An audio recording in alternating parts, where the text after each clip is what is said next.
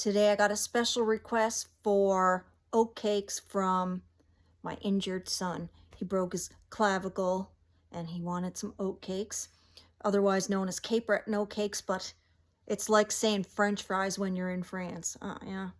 So today we're gonna make Cape Breton Oat Cakes. Here is a recipe that old. The book's fallen apart, lost its binding and everything else. The recipe calls for shortening, but over the years when I didn't have shortening, I used butter and it turns out delish. So here we go in with 1 cup of butter, because I don't have any shortening today either. 1 cup of white sugar on top of the butter. And then I'm gonna put this in my mixer and mix it all up, I don't know, on like speed number 3 or something, until everything is all nice and mixed in together. And of course, it is the pedal. If you don't have a mixer, and I didn't for many years, use your hands and a spoon. I should say, use your hands with a spoon. You don't use your hands. Now that my butter and sugar is all kind of, I guess I'll say whipped up, I'm gonna add an egg. You know the shell's going out in my compost bin. Now that the egg's in and the eggshell's in the compost bin, I'm gonna just mix this again for, I don't know, like 60 seconds or whatever until the egg gets all in there. 1/3 cup of milk. Now today I happen to have 2%. Over the years I've used everything, canned milk, whole milk, 2% skim, whatever you got. I've not used anything but milk though. I've never used water or anything like that, so can't tell you if that would work or not. How easy is this recipe? 1.5 cups of oatmeal, 1.5 cups of flour, and then a teaspoon of baking powder. And it depends, sometimes, like the recipe calls for a pinch of cinnamon, but over the years I somehow managed to start dunking half the cookie in chocolate. And I thought, oh, I'm not gonna add the cinnamon. So for years I never added it, but now I'm gonna do it anyway, cinnamon and chocolate. Let's see how that works.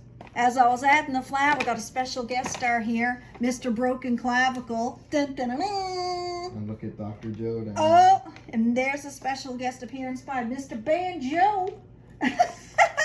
Everybody comes around when there's cookies getting made. All right, flour, baking powder's in, cinnamon's in. I'm gonna give this another mix. Meanwhile, I got the oven heating up because it takes for bloody ever to heat up. So I'm gonna, and then the thing about these cookies is you gotta roll them. So you gotta be in the mood to do that, I find anyhow, just because drop cookies are so much easier. These ones you gotta roll out. So you gotta kind of get in your good mental space to deal with rolling out dough. Well, I gotta go in with more oats and more flour because I don't like the texture of the dough. So I'm just gonna drop more oats in and I'm gonna drop more flour in until it's a texture that I want. Because if I try rolling this out, it's just gonna be a big sticky mess. And I don't know if you can see this, but anyway, I'm gonna put more flour over the top because this is like some seriously very wet, not wet, but it's not good for rolling out. And I seen in my old recipe that I wrote in pencil or something, after the 1 cup of shortening, 3/4 cup I put. And I remember now that, but really it's not really that the 1 cup is too much. Depends on what oats you use, I think. So this time I used these oats that not really that used to using. I find that the dough is a bit too sticky, so just added more oats and more flour, and I'm just gonna do this very carefully. Now before you get to this, get your hands in here and get it rolled out. Make sure to get your cookie sheet ready and your cutter. 1 dozen ready for the oven. Just wanted to show you. There you go. You gotta make sure you really flour underneath when you drop your dough, because when it's super sticky like this, because it's hard to get them off. There's pieces of stuck dough and everything. But after I get all this rolled out, I'm just gonna add more flour and roll it all up and use the rolling pin to flatten it out again and keep going at her. Alrighty, here's my second batch of rolled dough. Still going at her. Gonna at least get 2 dozen out of this. At least. And I rolled it so that it's probably about, you know, as thick as a good chocolate chip cookie. So if you like them thinner, roll the dough thinner. If you like them thicker, then make it thicker. You're just gonna have to adjust the cook time, that's all.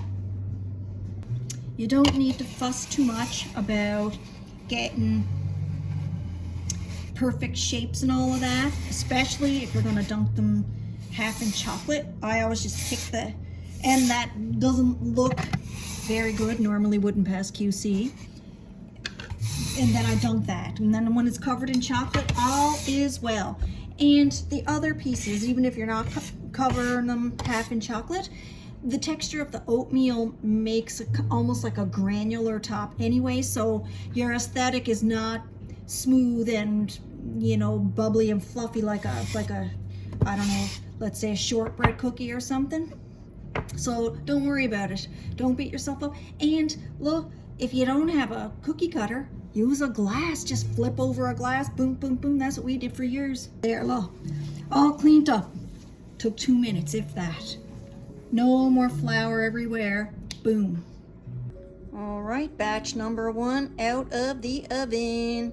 It was my son that has the broken clavicle who wanted these Cape Breton Oat Cakes. And I decided, I got clearance from him, of course, to do, instead of just a regular chocolate dip, I'm gonna melt the chocolate chips in with some peanut butter and do like a peanut butter chocolate dip. I think that'll be tasty. This turned out gorgeous. So I'm gonna take my cookie, go halfway up with the peanut butter chocolate. Looking good. Getting low on the chocolate peanut butter mixture, so I wanted to show you how I do it when that happens. I just use a little spoon and pick it up and put it where I want it to be. The peanut butter addition to this makes the chocolate so beautiful to work with. Oh, love it. I mean, coconut oil does the same thing, and you can't taste the coconut, thank goodness. This is really nice. It's really easy to work with. It's staying nice and easy to float. There, look. You'd never know I didn't dip that. So this is how much chocolate and peanut butter is left. I'm gonna do my best to make one last cookie out of it. See? There we go. And do the same thing on the back. And these are just for my family, so I'm not wearing gloves or anything like that. I think at a certain point that gets grosser than just using your hands. I don't know. What do you think, Mason, my cameraman? I've never cooked with gloves. No, that's not something that you kind of normally ever had around when I was growing up anyhow. Ever since COVID, things like that have changed, but alrighty. See? One last cookie out of her. There. Thanks, Mason. Awesome. And here is all of the dipped cookies. Now they're going to take a while, especially at room temperature, for the chocolate to get to a point where it's not too messy to eat. A couple of hours probably.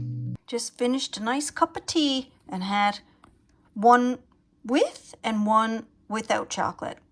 Delish.